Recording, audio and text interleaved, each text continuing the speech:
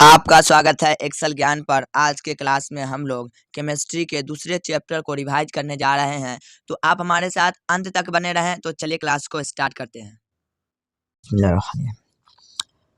First question है, अम्ल, वाष्प तथा लवण को परिभाषित करें। अम्ल अम्ल वे पदार्थ है जो स्वाद में खट्टे होते हैं और धातुओं से अभिक्रिया कर हाइड्रोजन गैस मुक्त करते हैं, जैसे HCl, H2SO4, HNO3 इत्यादि। भस्म भस्म वे पदार्थ है जो स्वाद में कड़वे होते हैं तथा जल में घुलकर OH- प्रदान करते हैं, जैसे NaOH, KOH, Ca(H) इत्यादि। लवण अम्ल तथा भस्म की अभिक्रिया के फलस्वरूप बने पदार्थ को लवण कहते हैं, जैसे NaCl, KCl, CuSO4 इत्यादि।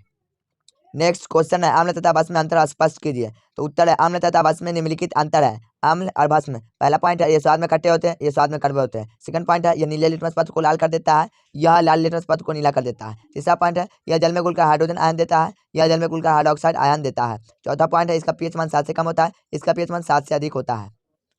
पांचवा पॉइंट है, यह मेथिल ऑरेंज को लाल कर देता है, यह मेथिल ऑरेंज को पीला कर देता है। लास्ट पॉइंट है, यह भस्म को उदासीन कर देता है, यह अम्लों को उदासीन कर देता है। नेक्स्ट क्वेश्चन है, पीतल और तांबे के बर्तन में दही एवं खट्टे पदार्थ को क्यों नहीं रखना चाहिए। तो इसका आंसर है, दही एवं खट्टे पदार्थ में अम्ल होता है। पीतल एवं तांबे के बर्तन में दही एवं खट्टे पदार्थ रखने पर अम्ल की उपस्थिति के कारण धातु की सतह से क्रिया कर विषैले यौगिक का निर्माण कर देंगे। इससे इनका स्वाद खराब हो जाएगा, साथ ही खाने पर शरीर के हिस्से में हानिकारक प्रभाव छोड़ेंगे। इसलिए पीतल और तांबे के बर्तन में दही एवं खट्टे पदार्थ को नहीं रखना चाहिए। नेक्स्ट क्वेश्चन है, अम्ल का जलीय विलयन क्यों विद्युत का चलन करता है। तो उत्तर है, अम्ल का जलीय विलयन विद्युत का चलन करता है क्योंकि यह जल में विलयन में आयनीकरण करके हाइड्रोजन आयन उत्पन्न करता है। नेक्स्ट क्वेश्चन है, आश्रित जल विद्युत का चालक क्यों नहीं होता है जबकि वर्षा जल होता है। तो उत्तर है, आश्रित विद्युत का चालक नहीं होता है क्योंकि यह एक सहसंयोजी यौगिक है जिसका आयनीकरण नहीं होता है। वर्षा के जल में अनेक अम्लीय गैस CO2 SO2 अशुद्धता के रूप में घुली होती है। इन गैसों का घोल पानी को आयनीकृत कर देता है। इसी कारण से वर्षा जल विद्युत का चालक होता है और आश्रित जल विद्युत का चालक नहीं होता है।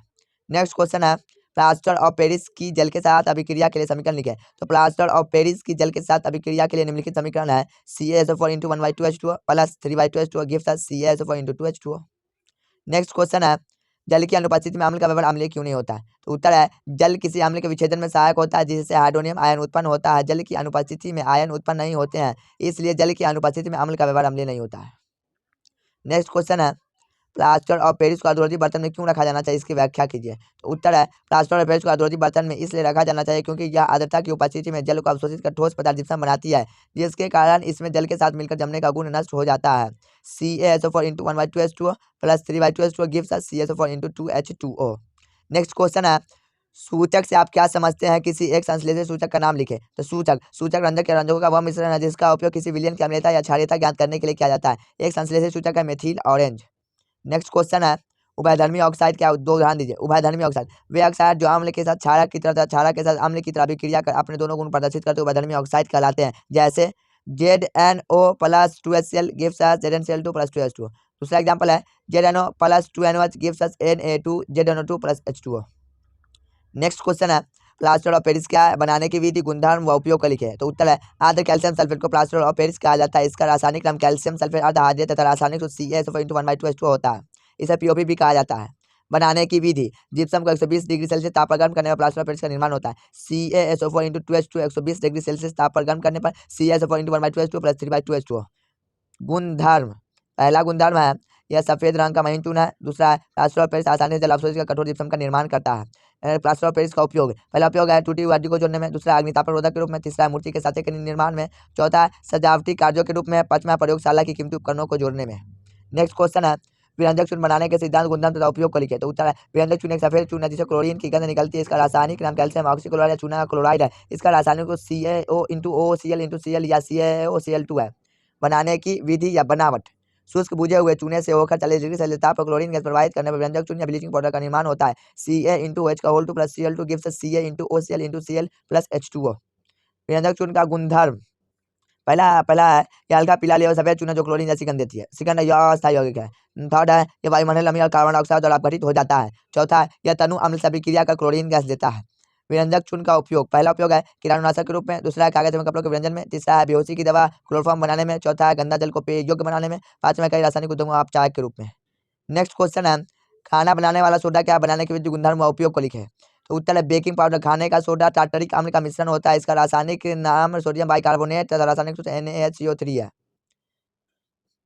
बनाने की विधि, अमोनिया गैस द्वारा संतृप्त सोडियम क्लोराइड के संतृप्त जलीय विलयन में CO2 गैस प्रवाहित करने से खाने वाला सोडा या खाबर सोडा प्राप्त होता है।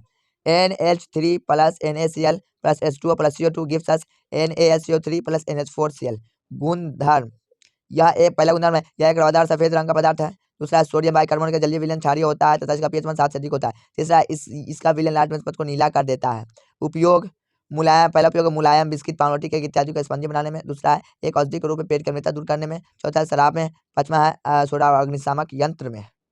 नेक्स्ट क्वेश्चन है, धोबिया सोडा कैसे तैयार किया जाता है? तो उत्तर है धोबिया सोडा का आणविक Na2CO3 × 10H2 है। धोबिया सोडा बनाने का सीधा अमोनिया गैस द्वारा संदीप सोडियम को डालकर संदीप जलीय विलयन में CO2 के प्रभावित करने से खाने वाला सोडा प्राप्त होता है। पुनः खाने वाला सोडा को गर्म करने पर धोबिया सोडा प्राप्त होता है। नेक्स्ट क्वेश्चन है, धोने का सोडा धोबिया सोडा के उपयोग करके। धोने का सोडा धोबिया के सोडा के उपयोग निम्नलिखित है। पहला है कहाँ साबुन एवं कागज उद्योग में। दूसरा, बोरेक्स जैसे सोडियम के उत्पादन में। तीसरा, घरों के साफ सफाई के लिए। चौथा है जल की अस्थायी कठोरता को दूर करने में। नेक्स्ट क्वेश्चन है, पीएच मान से आप क्या समझते हैं? हमारे दैनिक जीवन में पीएच के महत्व को लिखिए। उत्तर है किसी विलयन में उपस्थित हाइड्रोजन आयन सांद्रण के लौह कणों को उस विलयन का पीएच मान कहते हैं। हमारे दैनिक जीवन में पीएच मान के निम्नलिखित महत्व है। रक्त का पीएच मान, रक्त का पीएच मान ज्ञात कर हम यह जान सकते हैं कि हमारे शरीर में कौन कौन सी बीमारी हमारे शरीर 7.0 से 7.8 के पीएच पास के बीच कार्य करता है। जल का पीएच मान, जल का पीएच मान ज्ञात कर हम यह जान सकते हैं कि जल उसमें रहने वाले जलीय जीवों के लिए उपयुक्त है अथवा नहीं। साथ ही इसके अनुरूप हम उपचार की व्यवस्था करते हैं। अगला पॉइंट है दांतों का पीएच मान। जब दांतों का पीएच मान 5.6 से कम हो जाता है तो दांतों का क्षय होना प्रारंभ हो जाता है, जिसे दंत क्षय कहा जाता है। नेक्स्ट क्वेश्चन है, वर्षा जल का पीएच मान। जब वर्षा के जल का पीएच मान 5.6 से कम हो जाता है तो यह स्थिति अम्लीय वर्षा कहलाती है। नेक्स्ट पॉइंट है मिट्टी का पीएच मान। मिट्टी का पीएच मान 7 के आसपास ही रहने पर पौधे की संतोषजनक ढंग से नहीं हो पाती है। मिट्टी का पीएच मान ज्ञात कर हम यह जान सकते हैं कि यह मिट्टी फसलों के लिए उपयुक्त है अथवा